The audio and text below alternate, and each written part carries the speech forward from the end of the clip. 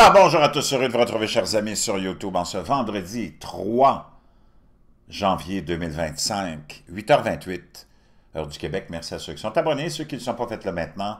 Merci à ceux qui m'envoient des liens, des messages, toujours pertinents, intelligents et très appréciés. Merci à ceux qui vont commenter la vidéo. Dites-moi d'où vous la regardez, écrasez le petit pouce en l'air et partagez la vidéo. 2025, 2024, c'est terminé dans un chaos total, une folie totale les derniers mois de 2024, mais toute l'année de 2024, on peut dire l'année de 2000, on peut dire les 4 années de l'administration Biden-Harris, deux marionnettes du complexe militaro-industriel, ont eu un impact majeur sur le monde entier, la géopolitique mondiale et l'idéologie de dépravation du monde actuel. Il y a un changement qui s'est fait avec la victoire de plusieurs élus représentant ce qu'on appelle la droite. Mais il ne faut pas oublier que la droite et la gauche, c'est les deux ailes d'un même oiseau. Donc, c'est l'espèce de... Ce que je comprends de ça, c'est l'espèce d'élite, celle du Forum économique mondial, entre autres, et de Bilderberg et de tout l'ensemble du complexe industriel et militaro-industriel, qui s'était identifié à une espèce de mouvement très gauchistoïde. Par exemple, tout le monde va être associé à un groupe, tu comprends, à une équipe. Puis il y a comme deux équipes, ils t'ont mis comme deux équipes, la gauche, la droite. Et la majorité des jeunes veulent être associés à, par exemple, la gauche, les jeunes générations. Et je peux comprendre ça. Tout le monde voudrait avoir les soins de santé gratuits. Tout le monde voudrait avoir l'éducation gratuite. Tout le monde voudrait avoir ceci, cela. Mais c'est quand tu commences à t'inclure dans ça qu'un homme peut être enceinte, qu'un homme, on va mettre des tampons dans les toilettes pour hommes, puis en tant qu'individu rationnel, tu te dis « What the F? » C'est un package, ça là, ça vient tout ensemble? Non. Are you effing kidding me? Donc, ils ont vu que ça, il y a eu un rejet de toute cette idéologie de folie, démentielle, démoniaque, de cet agenda de déglinguer, parce que ton choix sexuel, c'est un choix personnel.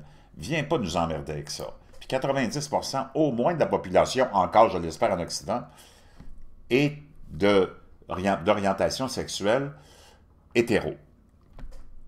Parce que c'est la nature qui nous a ainsi fait, sinon il n'y aurait plus d'humanité comme il n'y aurait plus d'espèces vivantes.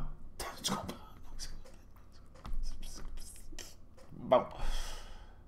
Et là, ils ont vu qu'il y a un pushback de ça. D'ailleurs, toutes les élections, probablement, de ces gens, de ce qu'on appelle la droite, qui ont été élus dernièrement, dans les 3 à 5 dernières années, il y a eu un grand mouvement. C'est du monde qui veulent mettre de l'ordre dans les finances publiques, de l'ordre dans le contrôle de la grosseur de l'appareil gouvernemental, de la censure de l'appareil gouvernemental, du contrôle de l'appareil gouvernemental, de la diminution des taxes, des impôts, puis ainsi de suite. L'amaigrissement de ce monstre globaliste et mondialiste que sont nos gouvernements. Et là, cette bande-là qui nous gouverne, c'est refait une beauté. Et là, ils reviennent avec, je pense, tu sais, c'est ça qu'on voit, une espèce de nouvelle approche. Et cette nouvelle approche-là, c'est celle-là. C'est qu'ils vont se présenter avec un habillement, disons, un nouvel uniforme, et celui qui va ressembler à du conservatisme et de la droite, parce que la population a lancé un message clair. Et ça, je l'avais dit souvent, si la population revient à des valeurs de foi, des valeurs de respect de la biologie, de respect de la nature, de respect de l'homme, de la femme, de l'enfant, de la famille, ton élite n'aura pas le choix de changer, elle aussi, et de répondre à tes inquiétudes, à tes angoisses, tu sais, puis à tes préoccupations quotidiennes, qui sont celles-là. Avoir un mode de vie respectueux, tout en respectant ceux qui ont fait un autre choix, là, ça c'est leur affaire. Une vie quand même incapable de donner la décence même de vivre en ayant des prix pas trop élevés parce qu'on nous a organisé l'économie, on contrôle le dollar, on contrôle les intérêts, on contrôle les crises économiques, on contrôle les dépressions. Tu comprends? Donc, juste nous laisser la paix, puis nous laisser vivre en paix, Puis tout individu, parce qu'ils ne sont pas stupides, les gens, la population n'est pas stupide, tout le monde sait que tous les politiciens, c'est tous des corrompus. Il n'y en a pas un qui fait exception. Mais au moins, laissez-nous vivre en paix, puis occupez-vous de nos préoccupations, puis le reste, faites ce que vous voulez. Pendant ce temps-là, ça, je reviendrai là-dessus plus longuement sur le magazine aujourd'hui, The Economist, et toujours leur plan pour l'année qui vient. Et déjà, j'ai analysé beaucoup de choses et compris déjà beaucoup de choses. Puis on va aller en voir une, d'ailleurs, qui est en train de se développer en direct. Et quand tu vas voir la première, cette page couverture, tu vas voir ici qu'il y a parce que le cas, c'est très fragmenté comparativement à celui de 2024, puis ça, je reviendrai. Tu as la Terre ici en rouge, dans un fond rouge, et tu as encore une espèce d'aiguille à côté, et ça t'annonce probablement une autre épidémie, pandémie, et voici ce qui se passe dans les derniers instants, de la journée d'hier à aujourd'hui. As the bird flu has mutated, as a 65-year-old patient in Louisiana is suffering the nation's first severe infection. Dr. Wen, is bird flu in humans super dangerous? Well, the World Health Organization estimates that in prior outbreaks of the bird flu, that the mortality rate is 52%. Donc, dans les éclosions précédentes de la grippe aviaire, la docteure ici, Lina Wen, nous dit que le taux de mortalité est de 52%. 52%. However, in this most recent outbreak, it seems that most cases have been mild and maybe some. Donc, elle dit dans dernière éclosion, celle qu'on est en train de vivre, ça semble être plutôt faible pour l'instant, le virus. People even have asymptomatic infection. And it's not there, but California worries me because of all the spread in cattle in California. That's absolutely unprecedented, and that's why we have a level of alert here, and we need to be vigilant. Donc, une fois que tu sais ça, Gazeta nous rapportait que des mutations inquiétantes découvertes dans le virus de la grippe aviaire H5N1 isolé chez un adolescent canadien font craindre le pire. Le sort d'une adolescente canadienne infectée par le virus de la grippe aviaire H5N1 au début de novembre et admise par la suite aux soins intensifs, on parle d'une adolescente ici, a finalement été révélée. Elle est complètement rétablie, mais l'analyse génétique du virus qui a infecté son corps a révélé des mutations inquiétantes qui, selon les chercheurs, lui ont potentiellement permis de cibler plus facilement les cellules humaines et de provoquer une maladie grave, un développement que les auteurs de l'étude ont qualifié d'inquiétant. Le cas a été publié mardi dans une édition spéciale du New England Journal of Medicine qui a étudié les cas de grippe H5N1 survenus en 2024 en Amérique du Nord. Dans une étude, les médecins et les chercheurs qui ont travaillé avec l'adolescent, ou l'adolescente, je ne sais pas si c'est un garçon ou une fille, canadiens, qui ont travaillé avec l'adolescent canadien, ont publié leurs conclusions. Dans l'autre, les responsables de la santé publique de tous les États-Unis et des fameux CDC, ainsi que des services de santé des États locaux, ont relaté les 46 cas humains survenus entre mars et octobre. Au total, 66 cas de grippe aviaire H5N1 ont été signalés en 2024. Dans le cas de la jeune Canadienne, bon, ici, on est dit la jeune Canadienne, donc on peut présumer que c'est une fille de 13 ans. La fillette a été admise aux urgences locales le 4 novembre après avoir souffert de 2 jours de conjonctivite, l'œil rose, aux 2 yeux et d'une journée de fièvre. L'enfant qui avait des antécédents d'asthme, un indice de masse corporelle élevé, donc, et une obésité de classe 2, a été libérée le jour même sans aucun traitement. Au cours des 3 jours suivants, elle a développé une toux et une diarrhée et a commencé à vomir. Elle a été ramenée aux urgences le 7 novembre en détresse respiratoire avec un problème appelé instabilité hémodynamique dans lequel son corps était incapable de maintenir un flux sanguin et une pression constante. Elle a été admise à l'hôpital. Le 8 novembre, elle a été transférée dans une unité de soins intensifs pédiatriques d'un autre hôpital en raison d'une insuffisance respiratoire, d'une pneumonie au poumon inférieur gauche et d'une lésion rénale aiguë, d'une thrombocytopénie, donc c'est un faible nombre de plaquettes, et d'une leucopénie, faible nombre de globules blancs. Wow!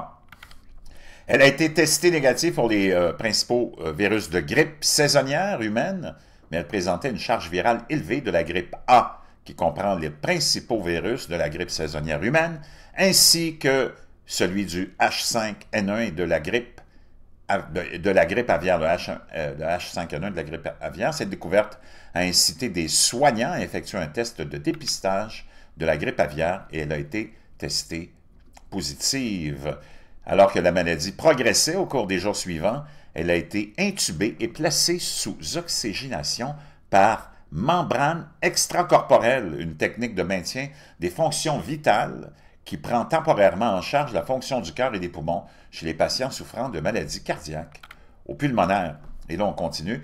Elle a également été traitée avec 3 médicaments antiviraux, dont l'oseltamivir, ça c'est le nom de marque pour le Tamiflu, l'amantadine, ou Gocovri, et le baloxavir. En raison des inquiétudes concernant le risque d'une tempête de cytokines, une condition potentiellement mortelle dans laquelle le corps libère trop de molécules inflammatoires, elle a été soumise à un régime quotidien de thérapie d'échange plasmatique, dans lequel le plasma du patient est retiré en échange de plasma sain, qui est donné naturellement via des transfusions. Au fil des jours, sa charge virale a commencé à diminuer et le 16 novembre, 8 jours après son admission, elle a été testée négative au virus. Les auteurs du rapport ont toutefois noté que la charge virale restait systématiquement plus élevée dans ses poumons inférieurs que dans ses voies respiratoires supérieures. Donc, imaginez, là, c'est là où on en est rendu, ce qui nous amène à ce matin. Ce matin, le port du masque est de retour dans plusieurs États américains, alors que les médecins mettent en garde contre une quadripémie. Maintenant, on est dans l'univers de la quadripémie. Je te ramène à juste à côté d'une fusée qu'on peut imaginer ici, ou d'un missile, et de cette seringue, et de cette planète, tout en rouge, entourée de rouge, dont on peut parler. Et surtout, axé, on peut le voir peut-être sur l'Amérique, ici. Est-ce qu'on nous parle d'une, peut-être, quadridémie, de 4 infections virales. Les États-Unis sont frappés par un quadruple virus, alors que des millions de personnes retournent au travail après des vacances, selon les données.